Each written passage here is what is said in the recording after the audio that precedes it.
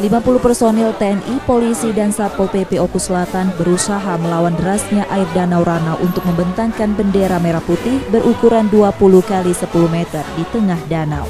Akhirnya mereka mampu membentangkan bendera dengan sempurna.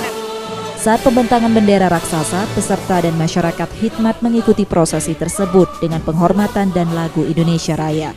Merah putih raksasa dibentangkan di permukaan danau ikon wisata kabupaten ini sebagai rangkaian peringatan Hari Kemerdekaan ke-74 tahun Indonesia. Di pinggir danau juga dikibarkan ratusan bendera berukuran kecil. Alhamdulillahirrahmanirrahim bahwa kegiatan pembentangan bendera raksasa di Danau Ranau ini telah terlaksana.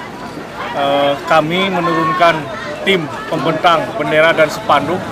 Untuk tim pembentang sendiri itu berjumlah sekitar 30 orang dan tim pembentang spanduk itu sekitar 20 orang. Jadi keseluruhannya hampir sekitar 50 orang. Karena Oku Selatan memiliki potensi wisata pariwisata yaitu Danau Ranau.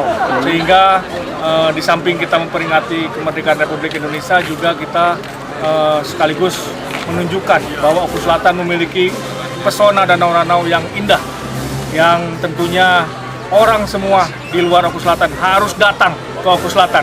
Lokasi pembentangan di Danau Ranau karena memiliki sejarah saat perjuangan kemerdekaan dan potensi wisata untuk dikembangkan. Alhamdulillah, maknanya luar biasa.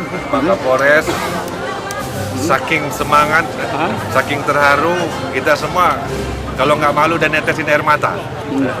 Luar biasa dengan kebersamaan semua pihak, semua bersama-sama bergabung, kita mengibarkan bendera raksasa di Danau Ranau dalam rangka memperingati hari ulang tahun ke-74 Republik Indonesia dengan semangat, kebersamaan. Insya Allah Oku Selatan berpartisipasi membangun bangsa dan membangun daerah kita ini. Momentum ulang tahun kemerdekaan ke-74 ini, pemerintah kabupaten akan berpartisipasi memajukan bangsa dan negara serta membangun daerah lebih baik. Setia Budi, Kompas TV, Ogan Komering Ulu Selatan, Sumatera Selatan.